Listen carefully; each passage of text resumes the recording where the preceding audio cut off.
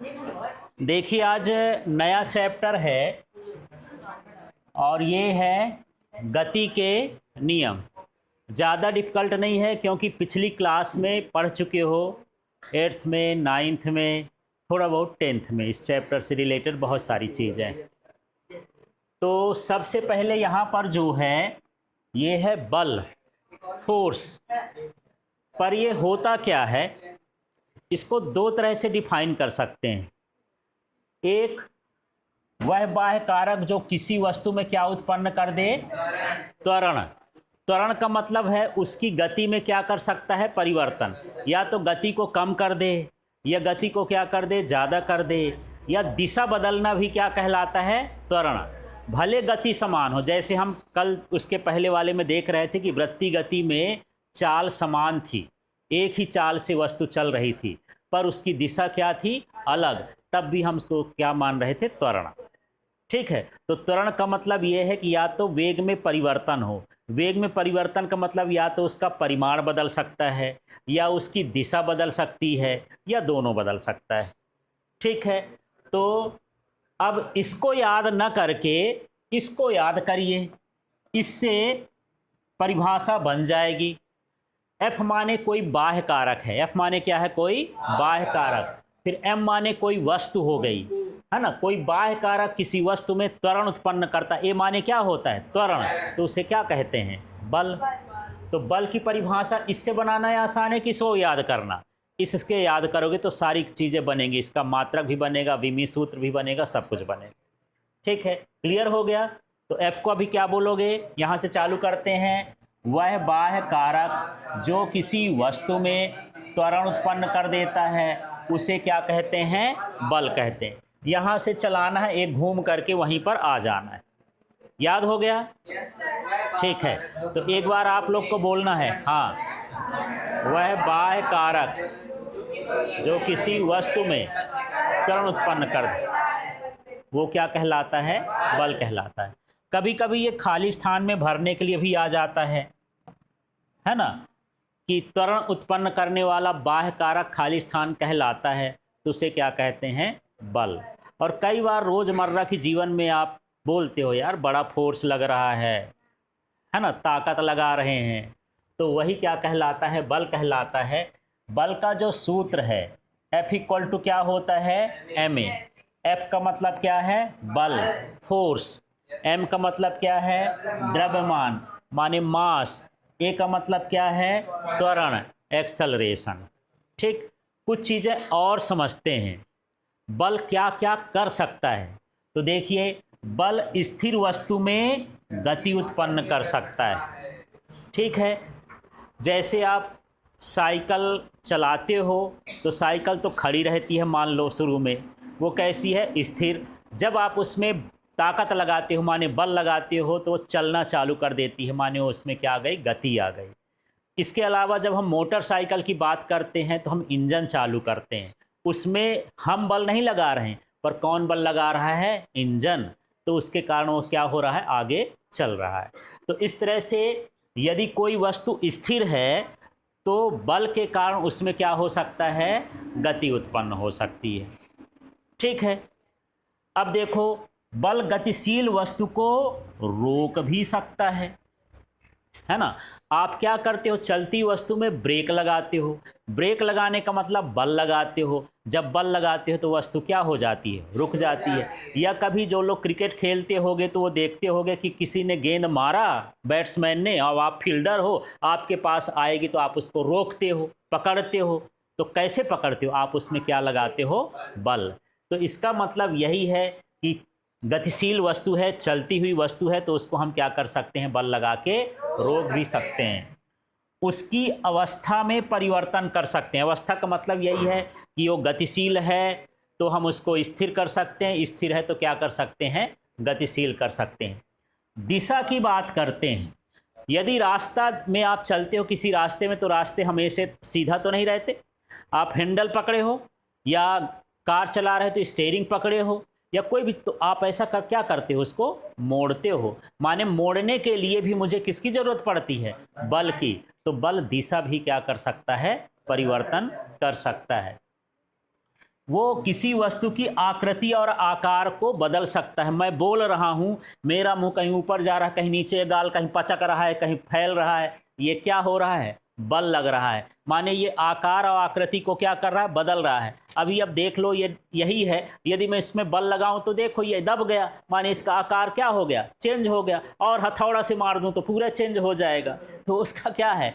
बल है, जो आकृति और आकार में क्या कर दे? परिवर्तन कर दे। वो क्या करता है? बल कहलाता है। क्लियर हो गया इतना? तो देखो बल क्या क्या कर सकता है। सबसे पहले यदि हम साधारण भाषा में कहें तो बल क्या उत्पन्न करता है? त्वरण, है ना? हाँ, वो भी ठीक है, पर मूल रूप से क्या उत्पन्न करता है? त्वरण। फिर क्या कर सकता है? स्थिर वस्तु को गतिशील कर सकता है, गतिशील वस्तु को स्थिर कर सकता है, दिशा, हाँ, गति में परिवर्तन कर सकता है, दिशा को क्या कर सकता है?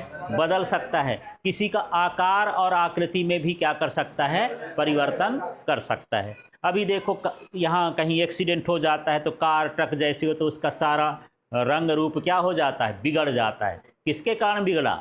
बल के कारण। इतना जोरदार बल लगा कि वो सारा उसका आकार आकृति क्या हो गया? बदल गया। ठीक है, अभी यहाँ पर देखो, कभी स्क्वैट करके बैठे हो, माने पलथी मार के बैठे हो, कोई दूसरे तरह से बैठे हो, सबके बैठने का तरीका अलग अलग है। ये किस हिसाब से हो रहा है ना? मुर्दा आदमी तो नहीं कर लेता। आप क्या लगाते हो? बैठने के लिए भी क्या लगा रहे हो? बल लगा रहे हो। ठीक है, तो कुल मिला के बल से हम आकृति, आकार, दिशा, गति, है ना, हर चीज को क्या कर सकते हैं? बदल सकते हैं। ठीक है, अब ये है कि क्या बल इंसान ही लगाता है और कोई बल नहीं लगा सकता है? ये पंखा चल रहा है, आपके सिर में कुछ बाल हैं, थोड़ी हिलडुल रहे हैं, है ना? तो ये हवा भी क्या लगाती है? बल लगाती है। बाहर जाओगे तो पेड़ पौधों के पत्ते हिलते हुए दिखाई देते हैं। कौन बल लगा रहा है? हवा बल लगा रही है। पानी गिरते समय जो है पट पट की आवाज़ आती है, या मिट्टी गड्ढा हो जाता है, वो बाहर मिट्टी को फेंक देती है, वो भी क्या लगाती है? बल लगाता है। ठीक, एक चुंबक को लोहे के पास ले जाओ तो चुंबक उसको क्या कर लेता है? अपनी ओर खींच लेता है यार, वो भी क्या लगाता है? बल। यदि आप कार, बस, ट्रक, ट्रेन, एरोप्लेन किसी में भी चढ़ते हो, आप बल नहीं लगाते हो, उसके अंदर जो इंजन होता है वो बल लगाता है। इंजन को चलने के लिए पेट्रोल, डीजल, केरोसिन जो भी चीज़ें लगती हैं वो बल लगा रहा है ना? तो बल के लिए क्या जरूरी है कि इंसान ही लगाए? क्या जरूरी है कि सजीव वस्तुएं ही लगाएं? हवा निर्जीव है, पानी निर्जीव है ना? बर्फ ऊपर से गिरता है, वो भी आपके ऊपर बल लगा देता है, वो भी कैसा है? निर्जीव। इसमें निर्जीव सजीव का कोई लेना देना नहीं, और इंसान जानवर का भी कोई लेना देना नहीं। कोई भी अणु, परमाणु, छोटा से छोटा कण भी एक दूसरे पर बल लगा सकता है। ठीक है, अच्छा, अब दूसरा क्वेश्चन ये है कि क्या बल छू के ही लगाया जा सकता है? जैसे इस मोबाइल को हटाना है तो मैं सोच रहा हूं कि इस मोबाइल को मैं छूंगा तभी हटेगा, तो हाँ, तो आखिर मुझे तो छूना पड़ रहा है, स्टैंड को छूना पड़ रहा है। क्या एक ही तरीका है कि बल तभी लगेगा जब हम वस्तु को छुएंगे? वस्तु को बिना छुए भी बल लग सकता है। देखो, कई बार हॉरर फिल्में आप देखते हो तो जब किसी को डराते हैं तो मान लो एक यहाँ पर कोई चेयर लगी हुई है, ये छत के ऊपर है। ये कहाँ है? छत के ऊपर। अब फिल्मों में क्या दिखाते हैं? इसमें सबसे पहले लोहा लगा देते हैं। इसमें क्या लगा है? लोहा। छत के नीचे से एक बलशाली चुंबक लगाते हैं। अब यहाँ से चुंबक को इधर उधर क्या करते हैं? खींचते हैं। इधर उधर क्या करते हैं? खींचते हैं। कुर्सी भी इधर उधर खींचती है। क्या चुंबक और ये कुर्सी आपस में चिपके हुए हैं क्या? इसके बीच में तो छत है, फिर भी इसमें क्या लगता है? बल। थोड़ा सा देख लेते हैं, ऐसे ही छोटी चीजें होंगी इसमें, ज्यादा तो नहीं है, पर कागज ही मिला तो उसी को देख लेते हैं। हाँ हाँ,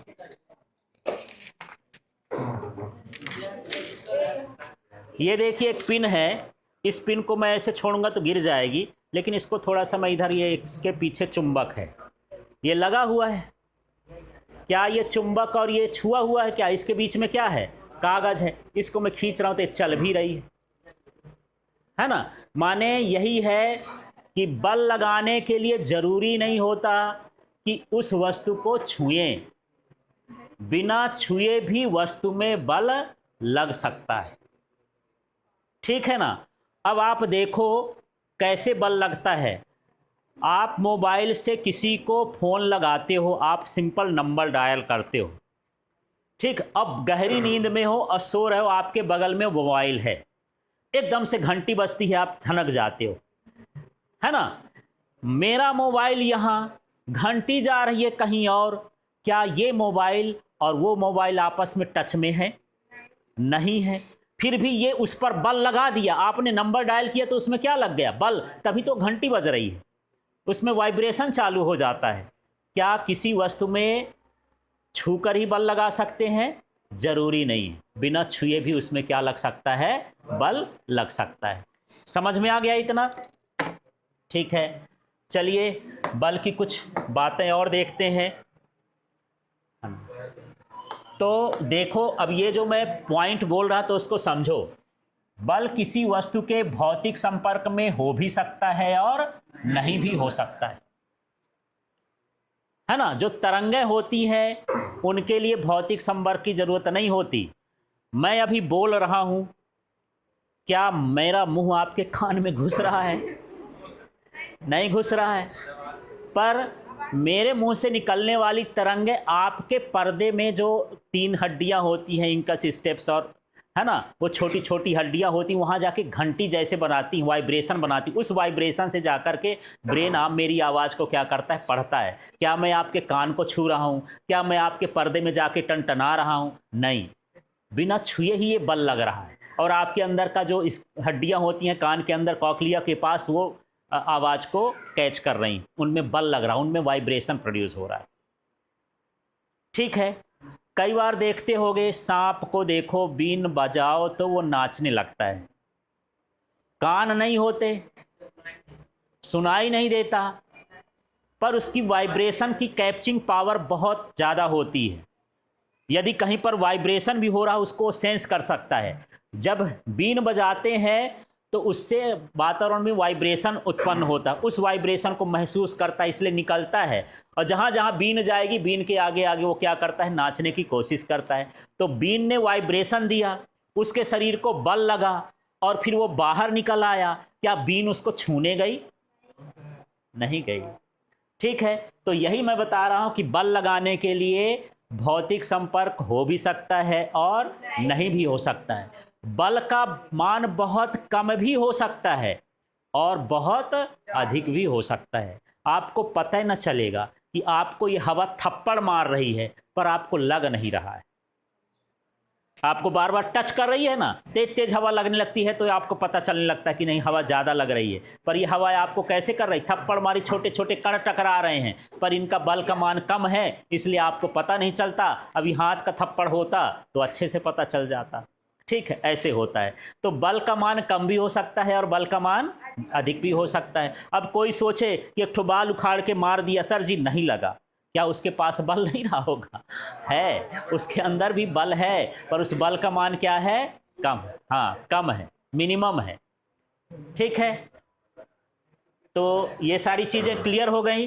अब बल के बारे में थोड़ा उदाहरण और सोच सकते हो, अपनी मर्जी से कुछ भी उदाहरण दे सकते हो। इस संसार में जितना भी हिलता डुलता चलता फिरता सामान आपको दिखता है, सब किसके प्रभाव से है? बल के प्रभाव से।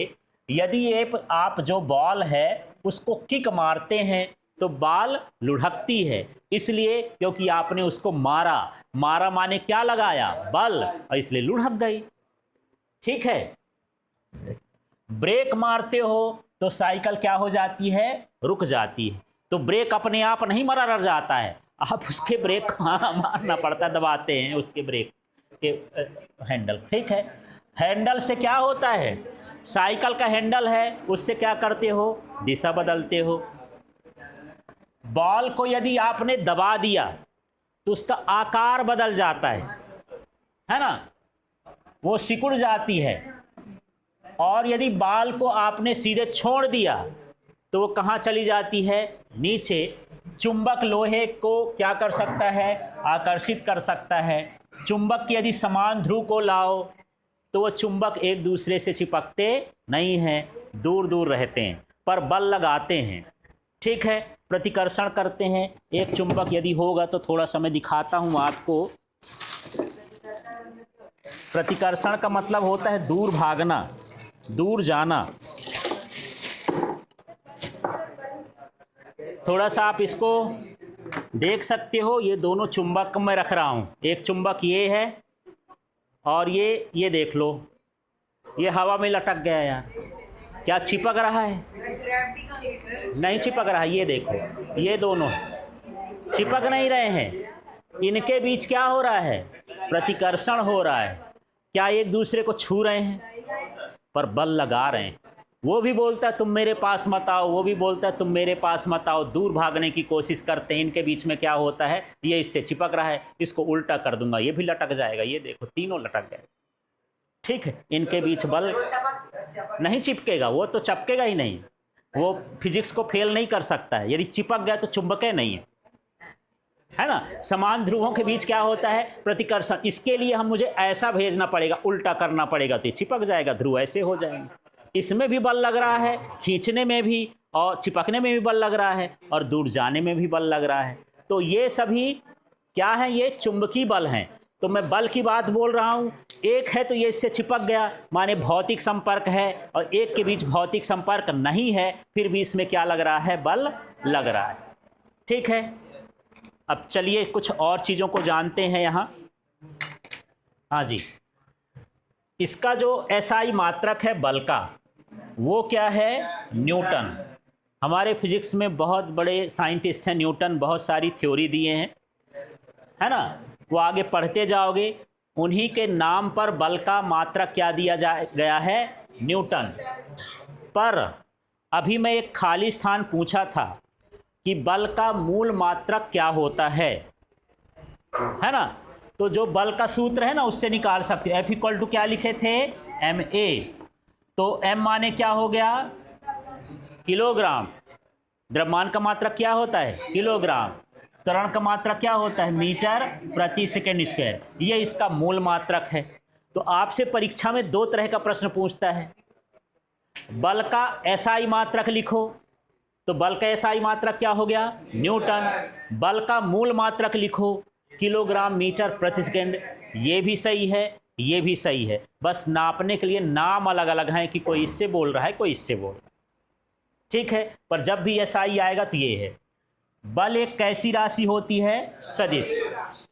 हमको दिशा बताना पड़ता है। जब हम पैडल आगे मारेंगे, माने साइकिल चला रहे हैं, तो हम बताएंगे ना साइकिल आगे जा रही है कि पीछे जा रही है कि मुड़ रही है। ये जो हम आगे पीछे, मुड़ना, दाएं बाएं, ये सब बोलते हैं, वो क्या है, दिशा है। ठीक है, तो बल की ये क्या होती है, दिशा। इसलिए बल कैसी राशि होती है, सदिश राशि होती है। तो कभी कभी इतने भर पूछ देता है कि बल कौन सी राशि होती, कौन सी राशि हो गई, सदिश। ठीक है, अब बल का विमीय सूत्र देखो, ये होता है mLT-2। पर ये आया कैसे, आप खुद से निकाल भी सकते हो। अभी मैं सूत्र लिखा था F = क्या, m × a। अब मुझे मात्रक मत बताना, विमीय सूत्र। m का विमीय सूत्र, द्रव्यमान का विमीय सूत्र, बड़ा M। ठीक है, और त्वरण का, हाँ। अब यदि नहीं बन रहा है तो त्वरण के सूत्र में चले जाना कि त्वरण का होता है वेग बटे समय, उससे भी निकाल सकते हो। पर अभी बोल रहे थे LT- क्या है, 2। सब मिलाओ तो क्या बन जाएगा, mLT-2। इसलिए इसका विमीय सूत्र क्या हो गया, mLT-2। इसका विमीय सूत्र निकालना नहीं है आपको, इसका विमीय सूत्र रटना है। क्योंकि ये बहुत सारे माने जो हम भौतिक राशियां देखते हैं उनको निकालने के काम आता है। जैसे कार्य का है,